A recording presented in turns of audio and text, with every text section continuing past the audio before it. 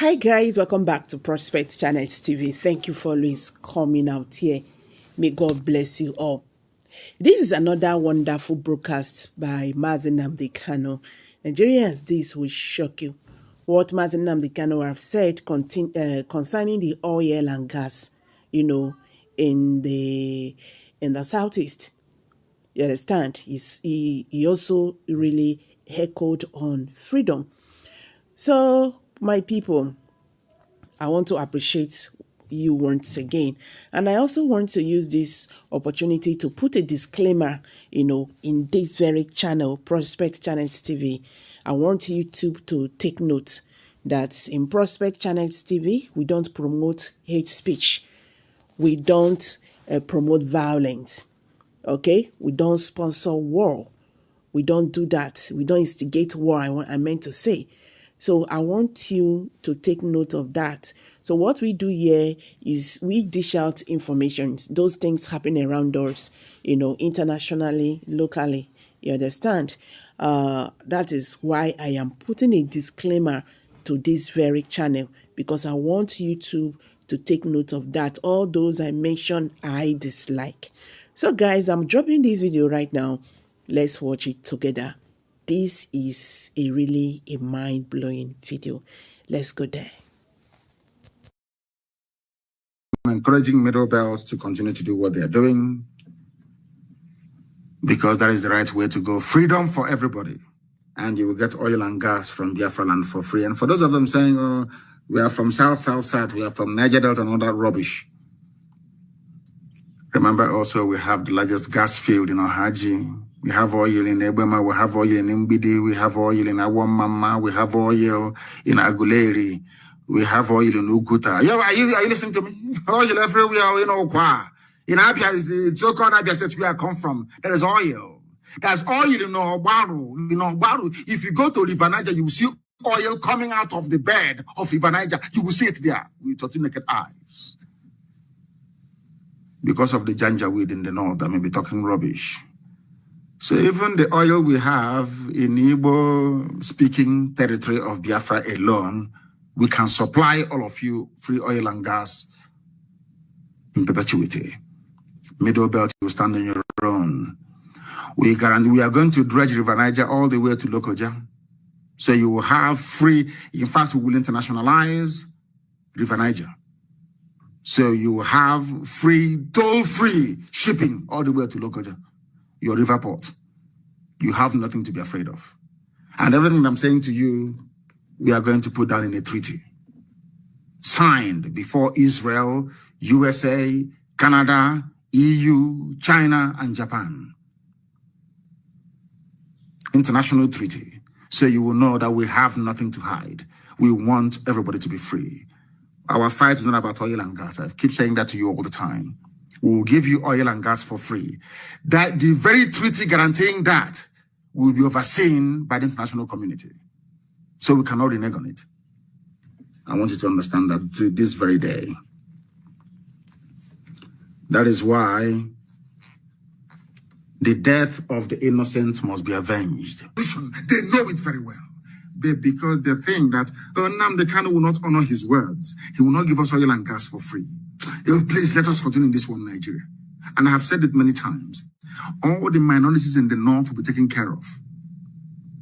Once Biafra becomes free, it gives us the impetus and the platform from which we can save you from Fulani emasculation and destruction. If Nigeria continues the way it is right now, Fulani will overrun the whole of the Middle Belt. I'm telling you, Tiv Nation will come under attack. Bachama is gone, Birom is gone, all these people are gone. Only TV is standing strong right now as we speak. And to an extent, Jukun. If we allow Nigeria to continue, because the number of Fulani influx, these terrorists is limitless. They have a huge number of people to come in, and the attraction is oil and gas. They have seen how wretched, poorly educated Fulani people are living large on the proceeds of oil and gas. That's something I need to remind we here, of course, and all those who stupidly call themselves Niger Delta. The Fulanis come in, they kidnap, they make more money than the state government does in the south. And they return to wherever they came from. These are the things that must guide your thinking, and that is why Nigeria must end. As I said a few days ago, Nigeria must be dissolved. Let everybody go back to where they come from. If they now wish to come back together to form a country or whatever, it is entirely their business. Let the people decide. That's all we are saying. Let the people decide. There is no need calling for a coup for somebody to take over a government. No, not at all. Call for popular uprising and ask the army not to open fire. That's all. You know, even the army understands if they open fire, they are dead. University students being abducted every blessed day. And all a pastor is interested in his tithes and offerings. Very, very sad indeed. I don't blame these kids who are being kidnapped. I blame those that wish to sustain one Nigeria. Crying. The reason why they are crying in the Middle Belt is because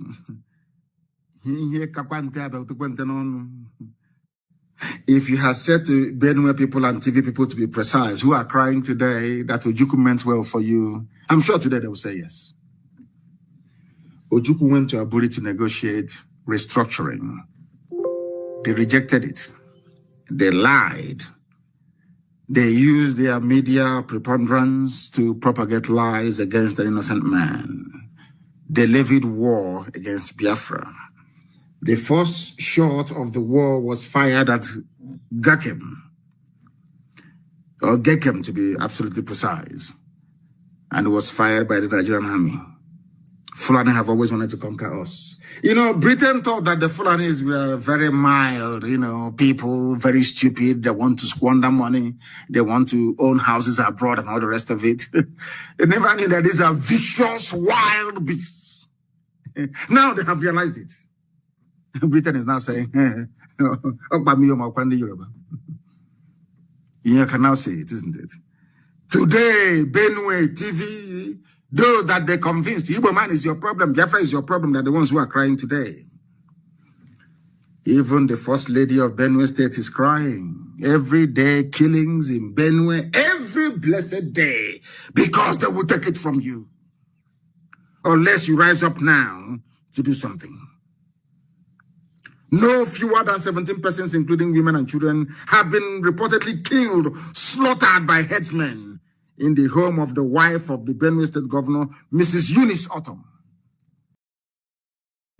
Now is the time for us to be free.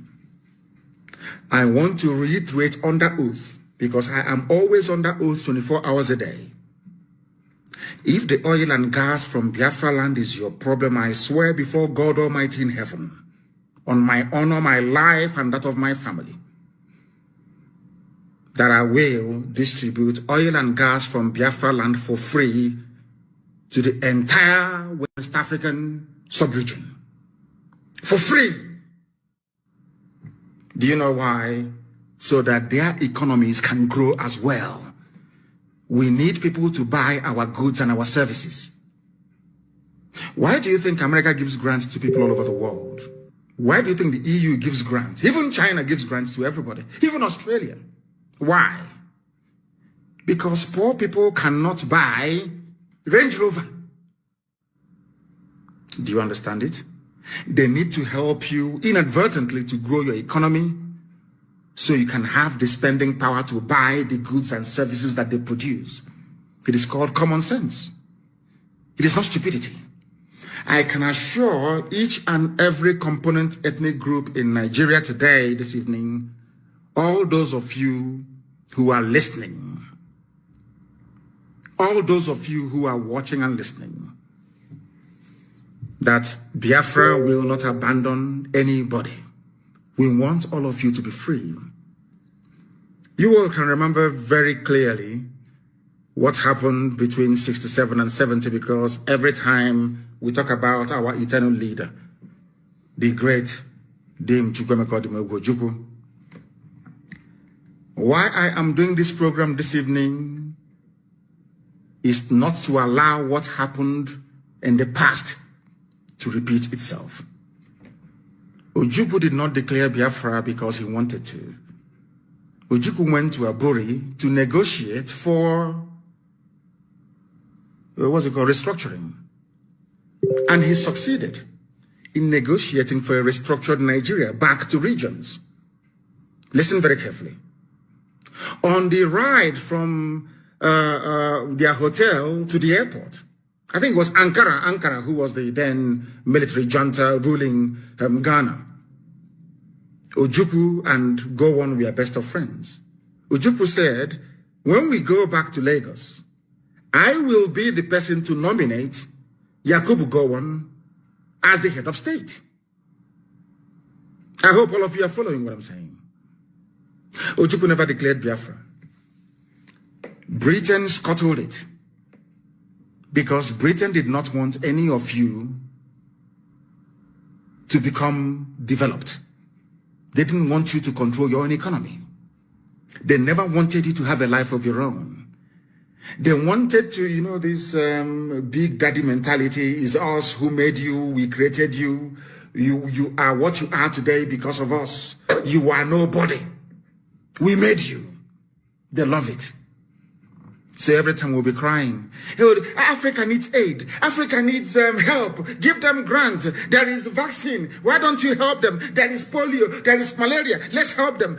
They look at us as imbeciles who cannot fend for themselves. They love it. You know that feeling you have, that rankadede feeling when beggars are coming to your house and begging you, you'll be feeling very proud and very big. That's the mentality they have. They knew that Ojukwu would have destroyed that. That was why they hated him. Ojukwu only declared Biafra because Gowon reneged on restructuring. Gowon said, no, we are not going to restructure. And Ojukwu said, this was not what we agreed in Aburi. Since you are now saying you are not going to restructure and Igbo people were being slaughtered in the north, there was never any glorious decade in the history of the zoo. Never. Ojukwu said, I will now create a safe haven for persecuted people in the northeasterners to come back home. And that time, everybody was in this agreement together. Efik, Ibibio, everybody was represented in Ojukwu's cabinet. The man that suggested that the name Biafra should be used was an Ejo man. An Ejo man. Ejo is on Chief Frank Opigo. An Ejo man. So when people talk about Biafra, Ojukwu's Biafra, they will never tell you is Ejo Biafra. They will never tell you it was an Ejo man. Ejo. That said to Ojukwu, our original name is Biafra. And Ojukwu adopted it. Then the propaganda started flying. Sadly, from our Yoruba brethren. Then, very sadly, the lies began. The same lies that they were peddling that led them to label IPOB as a terrorist organization. But people occupying Yoruba forests, people raping and killing in Izombe, people raping and killing at Ozo One, people brazenly attempting to take over the whole of Benue State, they are not terrorists. I want people to, at least those that still have some measure of conscience, to understand what I'm saying. People who are raping and killing you, they are not terrorists. They are not proscribed Miyetiala, no. They are normal. You negotiate with them. You talk to them. You parley with them. But IPOB that is championing the freedom of everybody in Nigeria, I said everybody. Sometimes people misunderstand what we are doing. Biafra is a vehicle with which we are going to liberate everybody, including ethnic minorities in Sokoto, in Katsina, in Bauchi. Only Biafra can save you. Why am I saying this? And I want you to listen very carefully, please, and note what I'm saying down. Fortunately, the people of the South are gifted with a sense of responsibility, and if things doesn't work out, rebellion. If we stay in one Nigeria, for instance, let's say we collapse IPOB and the Oduduwa movement were to stop. Do you think that any minority in the Fulani conquered North will be able to rise up to challenge them? If the answer is no, then other people must do it. Those who are able should do it. That is why IPOB, this Biafra movement, needs the support of everybody. It doesn't matter where you come from. It doesn't matter if you're from Kanu. It doesn't. Once you are suffering within Nigeria, you need IPOB and you need Biafra. More than Biafra needs you. Because if we stop, let's say we collapse IPOB tonight and stop our agitation, how are you going to get electricity in your lifetime? How are you ever going to get good roads? How will you ever hold your corrupt and inept politicians responsible? And more importantly, how are you going to stop Fulanis from taking over your ancestral lands? How? Just tell me. A few days ago, I said something very, very poignant. I said, if you want to remain in one Nigeria, I'm not begrudging you, but look at Hausa people. That is going to be your fate. You are going to be a people devoid of honor and integrity. You will only exist as a people, if at all they will allow you to exist. Now you understand it. That is why we are doing what we are doing. We must cut out all the distortions, all the falsehoods, all the outright lies against what IPOB stands for. Anybody against IPOB is working for the politician. They are paid irats. Owasiwanya is a very spent force, somebody who made his entire existence on sabotaging his people. We love our elders. We respect them. If not that I'm a very, very discernible and sensible man, I would have thought that perhaps that Paya Debanjo has turned around to abandon truth, which I know and respect him for. Do you know that Paya Debanjo said, I am at one with Kanu? Yoruba media said, I am at war with Kanu. After doing my presentation during the Never Again 51 years remembrance of those that the zoo slaughtered and massacred, over 5 million people. After I finished speaking, Paya Debanjo asked to come back into the program to speak. He was allowed. He said, I am at one with Kanu. Fulani is the problem of Nigeria. The media wrote that Paya Debanjo said, I am at war with Kanu. These are the people who have been lying to you, telling you that we hate you, IPOB is too parochial, we hate everybody. And I'm saying, if we hate everybody, why was it that when I was at DSS, those who used to wash my clothes were kids they picked up from Sokoto, from Zamfara, and tagged them Boko Haram sympathizers, locked them up for, some of them for nearly 4 years. They used to wash my clothes. They used to fetch water for me. Boko Haram people. We started talking. They were the ones telling me, they told me every history about Muhammad Yusuf, the founder of Boko Haram that the zoo police killed. You know, sometimes, you know that Nigeria even accused me once of supporting Boko Haram because I came and I made it very public that Boko Haram is the way it is today because of the wickedness of Nigerians. An average Nigerian is a very wicked animal, a wicked beast. Why do I say this? When Muhammad Yusuf was agitating for referendum, some of you don't know this, the Boko Haram founder was agitating for referendum in the Northeast. The Nigerian police killed him. That was why they turned violent. But when you discuss the history of Boko Haram, people will say that terrorists, they are this, that. But it was the Nigerian state that inflicted terrorism on these very poor people. That was why they took up arms. That is a fact. Castigate Boko Haram all you like. Cast aspersions all you like. Say whatever you want to say against them. It was your docility. You were there. Nigerian police went and killed a man that hasn't killed anybody. Today they're holding El Zagzagi. Holding him.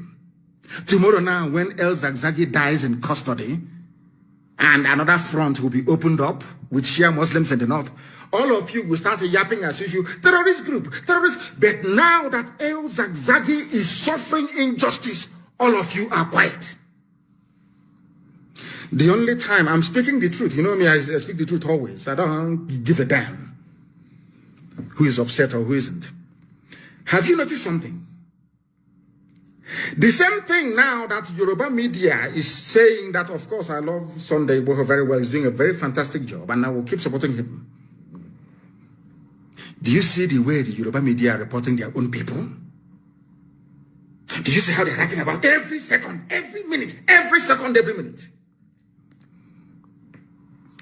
Because he is Yoruba. And the media in Nigeria is controlled by Yoruba people. And now I'm asking myself, what is the difference between what Sunday is fighting for, what Muhammad Yusuf was fighting for before they killed him, and what Nnamdi Kanu is fighting for? No difference. Follow me very carefully, please. I'm not saying that I condone or tolerate the excesses of Boko Haram bombing and killing people. I completely reject and condemn it. But there is no difference. Yoruba will never promote anybody outside their tribe. They are journalists I'm talking about. Never. Because somehow they feel that the coming of Biafra will somehow disadvantage them. I don't know why. Or is it because somebody somewhere is desperately trying to become the president of the damnable Zoological Republic? I have no idea. But I want you to pay attention this evening. Ask yourself this question. What is it that Sunday Igboho is doing that is different from what IPOB is doing? What's the difference? They'll say, oh no, because he's not advocating for the breakup of the country. Because we see a million miles ahead than any other person. Why am I saying this? Do you know when Ojukwu saw that only restructuring could save Nigeria? Only restructuring. 52 years ago. 52 years ago. 52 years ago. I want the world to understand that this is a gift that God gave to Biafran people. The gift of vision, to be able to see things before they happen. And I am very glad to say, and with every sense of humility, I hasten to add, that I also possess the same gift as Elohim gave to our eternal leader. I have the same gift. I need you to understand this very, very carefully. I also have the same gift. And you ask yourself this very simple question. Why was it that something Ojukwu saw, not did he only say it, he negotiated for a restructured Nigeria what do I mean by 50? 54 years ago, 53, 54 years ago. Only now, they are now asking for the same thing. 54 years ago, they killed 5 million Biafrans because of it. The same thing they killed 5 million Biafrans because of, now they are begging to have it. And the thing is, why must all of us be begging Fulani for restructuring? Why must all of us be begging them for referendum? Why? Are they God? Are they holding the key to our lives? Why must we are begging? Every time we are begging them, oh, please, can you restructure? Oh, please, can you give us? Every time, please. Who are these people that we keep begging them? And they will tell you to go through your elected representatives. They tell you to go through your politicians. But one thing you don't understand is this. They are the ones that allowed the INEC that they control to bring those people forward as your political leaders. So they control them. That is a fact. Now, if you want to remain in perpetual slavery and poverty, do not support IPOB and what we are doing. But if you want to, you see, sometimes people think that I'll give you a very simple example. China is blessed. They are doing well all over the world. Their economy is booming. I think now they're #1, I believe, in the whole world in terms of economy, and they're #2 in terms of military might. That is their blessing. No one can take it away from them. Do you understand? No amount of jealousy can change it. If out of jealousy, or you believe that Biafra is going to be one very beautiful nation in Africa, and because of that, you are not going to support them, you are doing yourself a disfavor. Because there's a way we say it where we come from. If you're suffering, we are also suffering. Everybody's suffering. And let me ask you, which other people do you think will have the courage to do what Biafrans have been doing for the past, say, 54 years? Which other people in Nigeria, I'm asking you, can do it? And there is nothing envy or jealousy can do for you. You can be jealous from now till the kingdom come. It cannot remove God's blessing and grace upon a people. Why is it that Angela Merkel, as advanced as Germany is, will say that USA is the leader of the free world? You know all the problems that they had during the Trump era with NATO funding and all the rest of it, World Trade Organization, World Health Organization, and the rest of it. If you ask Angela Merkel, leading a very proud Germany, she will tell you, we look up to America as the leader of the free world. Is it going to stop Germany from doing very well by acknowledging the preeminence of the United States of America? No. If you ask Boris Johnson now, he will tell you the most important thing for us is to make sure that America comes back to lead the free world.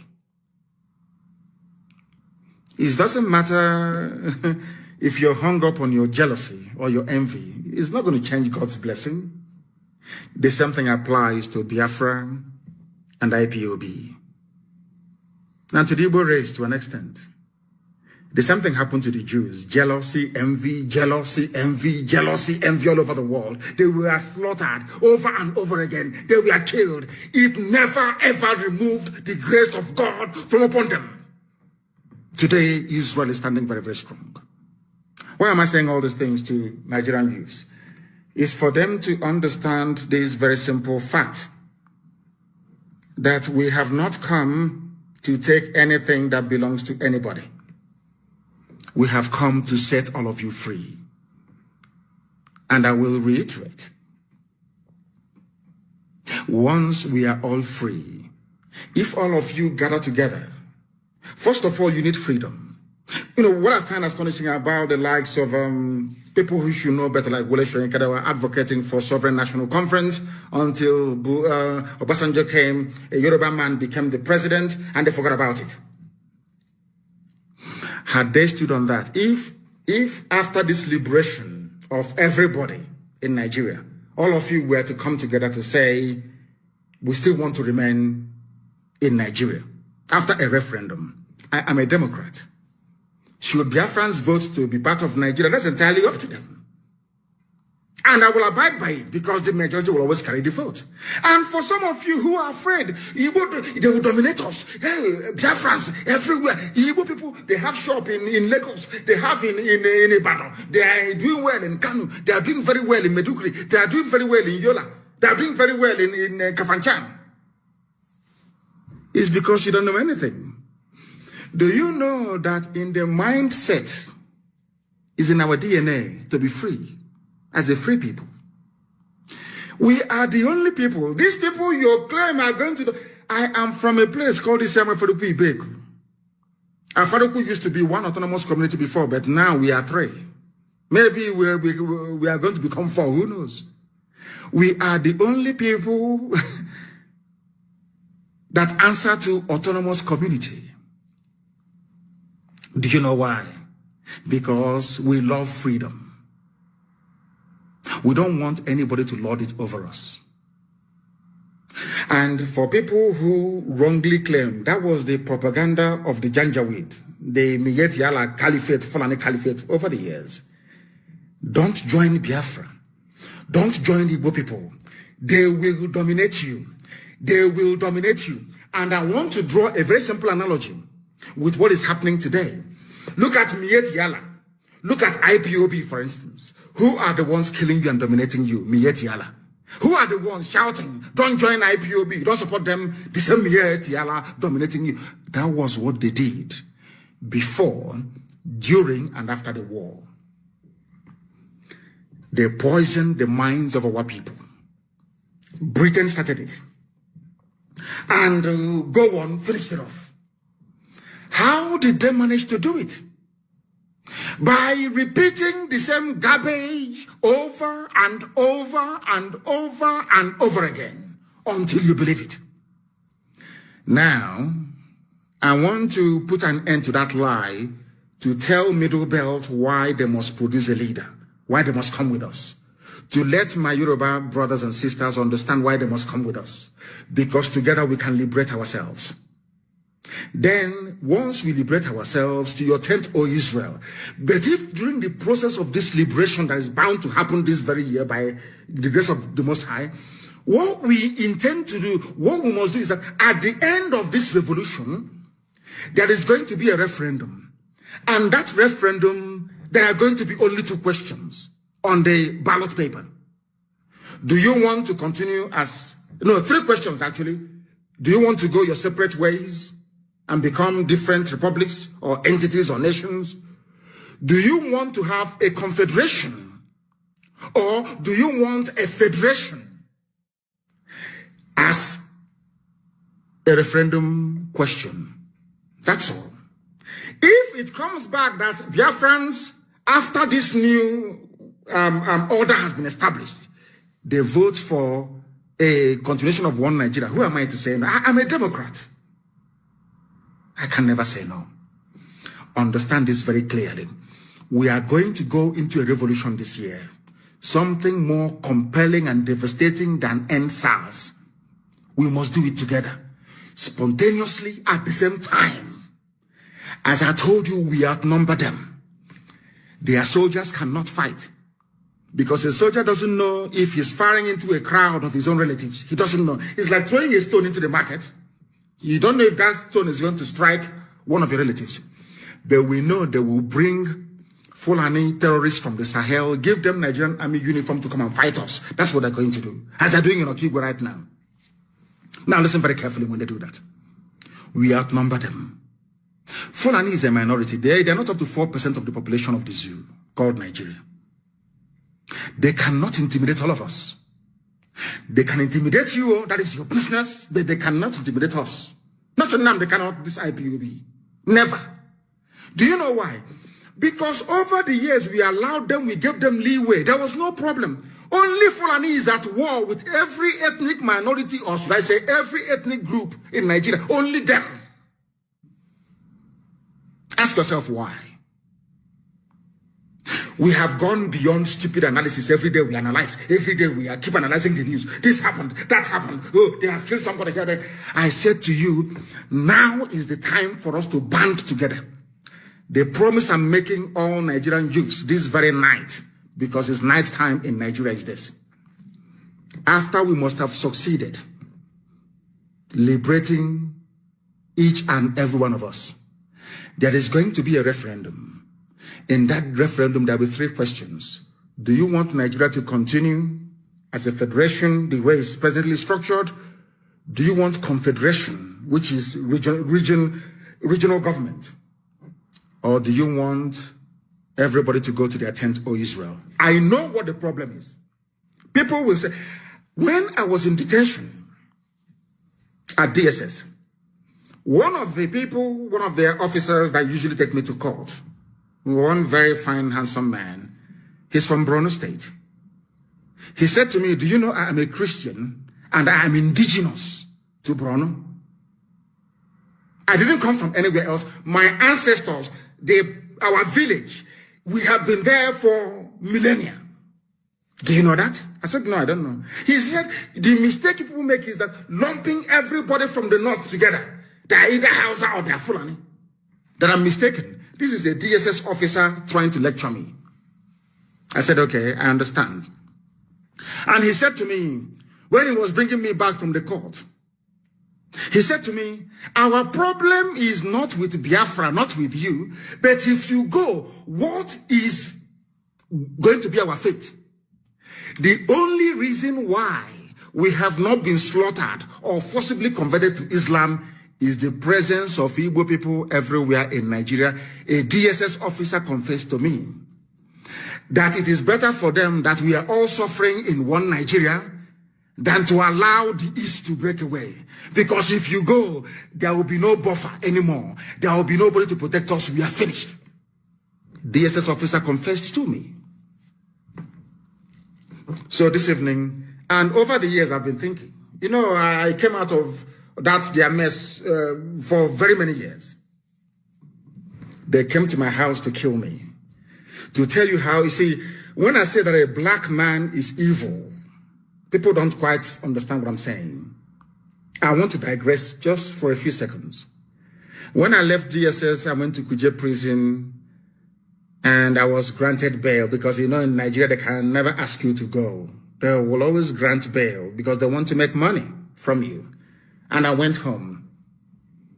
They said, you don't speak to the press. You shouldn't attend any rallies. I told them to go to hell. I broke all their conditions. And I was there, ready to take 2 million men to Abuja. They came to my house to kill me. Now, let me tell you why Nigerian journalists are also part of your problem. Because they never, ever educate you. They always lie to you. I was in my house. The army came, the army of Nigeria sent Nwodo, Ibazo, Ekwemado, and who else invited? And Umahi invited the army to kill me. Do you know the reason why? Because I refused to call off the governorship elections boycott in Anambra State in 2017. I told them I won't call it off. They sent the army to come and kill me. Punch newspaper editor, the owner of Channels Television, every major newspaper, Vanguard, everybody knew that I was in my house preparing to go back to court, and they came to kill me. In the process, they killed 28 of my men. As a result of the trauma suffered, my parents died. Next month, a few weeks' time, will be the anniversary of their burial, because they were buried on the 14th of February of last year. My mother and my father died as a direct result of the trauma that they sustained resulting from that very attack. Do you know what happened? Nigerian newspapers, they have seen the video. They saw the army scaling the walls of my house to come to kill me. They went to court. Buratai gave editors of Nigerian newspapers money, Yoruba editors mostly, to say that I jumped bail. Do you know, that very day I realized that there is a level of wickedness in the soul of a black man, that is why black people are poor all over the world. I never knew. That day it occurred to me that black people are patently evil. I was in my house, sleeping in the afternoon, having siesta, and the army came to kill me in my house. By the grace of God, I survived it. Somebody, a human being that went to school with conscience, had the temerity to say that I jumped bail, that I am a fugitive when they came to kill me, which means that those Yoruba newspaper editors wanted me dead. Do you see how black people reason? Do you see how they think? Now, as I was saying, These people, do not allow them to deceive you. IPOB is fighting for your liberation, for your freedom. And I want that very video to be posted, please, when I was in court, arranging bail for Kanuri people, for Fulani people, for Hausa people, for Nupe people. And if you have the time, go to Kuje prison and ask any long-term serving inmates in the prison. The greatest loss they have endured was when I left Kuje prison. I was the one who arranged for lawyers for Shia Muslims inside Kuje prison. I was the one that arranged for lawyers for Hausa people, Fulani people inside Kuje prison. Go and ask anybody. If I hate other parts of Nigeria, or if what we are doing is born out of hatred, why would I spend IPOB money when I was in prison trying to free people from other ethnic groups? Why would I do that? What benefit do I have to derive from it? That is to prove to you that what we are doing is to try to free everybody, because if Biafra is free and other people are not free, we don't have freedom.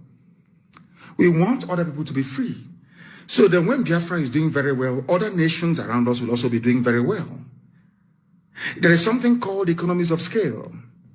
That is why I believe that anybody who is a student of economics, you can never be jealous or envious in your life.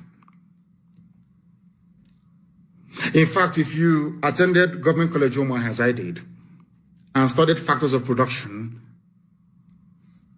at Form 3 or Class 3, you can never be jealous in your life. Have you seen any Omahian being jealous before? So these people that went to all these mushroom comprehensive schools in the bush, they don't know anything. Have you seen anybody who attended maybe King's College Lagos or DMGS Onitsha or where's this one again? CKC Onitsha for that matter, or Nike Grammar School or Methodist College Uzakole, or maybe Hope Warden Institute in Calabar or Stella Maris in Iguacha, or maybe Africa Grammar School in those days. Do you think they have time for jealousy? Because at Class 3 they teach you something in economics, factors of production. And after that, they say that for you to do very well, all companies or factories producing the same item, if you are sited in the same place, that's why you have industrial parks. There is something called economies of scale. Although you're doing your own business, making your own money, but the fact that you are all together doing very well, there are spin-offs, there are some things you gain from one another. Maybe not directly. It's called economies of scale. That is why, after the Second World War, America poured so much money into Germany that they were fighting. They fought Germany. The war ended like today. From tomorrow, they enacted what was called the Marshall Plan and gave so much money to Germany to rebuild the German economy. Do you know why? Because they know that Germans, they have scientists, they are hardworking people. It is in the interest of America that Europe is doing very well. It's only in Africa that when you see somebody doing well, you want them to die. Because you are black, you are primitive, you're evil. Let me tell you why it is good for other people's children to do even better than your own children. Because you don't know the disease or illness that may afflict you tomorrow. You don't know if there is any medicine available to cure that very illness. And you know the funniest thing, you don't know if this your neighbor that you're hating on, or this Biafran, or this IPOB member that you hate, you don't know if it is the child that will find or invent the medicine that will cure you. I've preached this thing before on Radio Biafra. That is why abroad, when you don't send your children to school, your neighbor will call the police. I told you this before. And one day, I was living at a place called St. Philip's Road in East London, in Hackney. And I asked the woman, why did you call the police? Is it your business? The woman said, I have arthritis. There is no cure for arthritis. We only manage the pain. I don't know if this little boy that this woman is denying access to good education is the one who is going to invent the medicine to cure arthritis. Shamefully, I went back upstairs. It reminded me of what I read in school, Economies of Scale. If Biafra is free, all of you will be free. If all of us are free, then we enjoy the genuine benefits of freedom and democracy.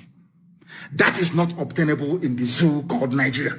And that is why you must reject this Luciferian, concocted zoological Republic of Nigeria. And now, I want you to understand this. I had wanted to build a very small context, a sort of background, so you understand why I call Nigeria a zoo. Some of you get upset.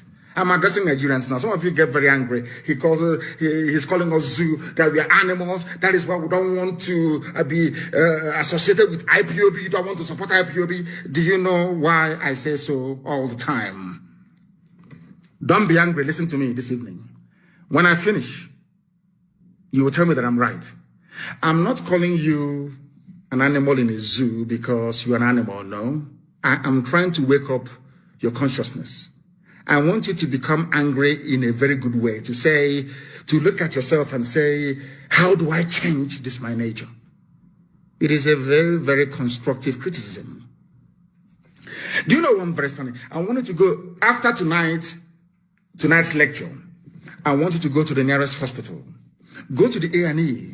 You will see people with all manner of health challenges. Maybe somebody involved in a motor accident, or maybe somebody who have suffered heart failure. I want you to go to the IC unit. Of course, we don't have it in the zoo. Intensive care unit. Just peep through the window. Once there is no pulse in that person, they cannot no longer feel the heartbeat. You know one thing they do, one funny thing they do. They pump electricity into that very person. And when they want to do it, the person applying the electric shock will be protected. Others will run away. Understand this very carefully. Do you know why they're doing it? Because those who are living, those who are well, if you give them a dose of that electric shock, it may damage them.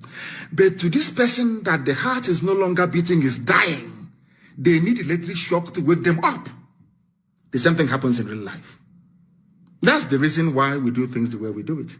That was why I called Nigeria a zoo, and why I call Nigerians animals, because you are dead. I need to wake you up. I need your consciousness to rise up, to realize that you're in a mess. And because it took you very many years to understand it, that is why you are in the mess that you're in today. All right, guys. Thank you very much for staying to the end of this video. So let's hear from you. What's your take? Please kindly drop your comment below the comment section. Don't forget to give us a thumbs up.